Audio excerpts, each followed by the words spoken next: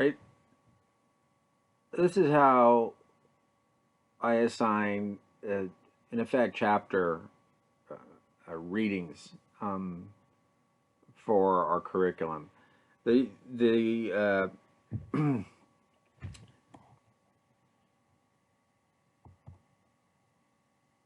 textbook is divided into chapters, and each chapter, for instance, the chapter on the executive branch, is divided into what are called concepts. So, for instance, the chapter 7, the executive branch and the presidency, has these 5 concepts. If you go to one of the concepts, like the American presidency, right here, you'll notice that there are these 5 tabs: engage, explore, explain, elaborate, and evaluate.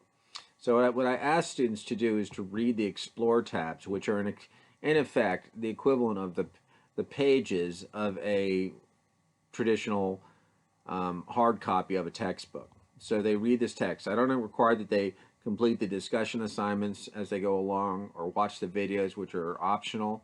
But if they just read the text, it will cement their understanding of what we go over in class and what's on the study guide. So in a way, it's kind of a narrative that illustrates and reinforces the concepts that we go over in class.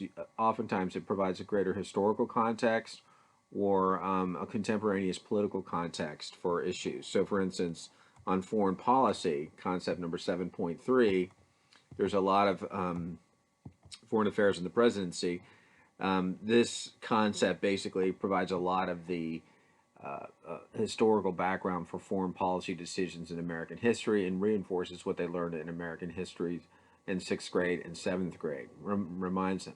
But so I don't require the kids to take notes on these, but in effect, each concept, the Explore tab, if you look at the Explore tab right here, which has like 15 tabs, and this is a long one, the very last Explore tab, Evaluate, in effect, almost is like a summary or the notes for a particular chapter. So this is what you could this kind of gives a thumbnail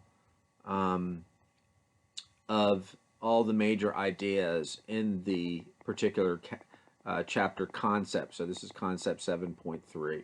If you go to the bottom, there's also a student practice assessment, which I don't require kids to take, but a lot of kids might take it because when they want to check for self-understanding. So that's kind of out of how our textbook is laid out. So in lieu of taking notes, I would encourage kids to read the Evaluate tab. And if they understand everything on the Evaluate tab, then they pretty much have mastered all of the tabs on the all of the Explore tabs. I hope that makes sense.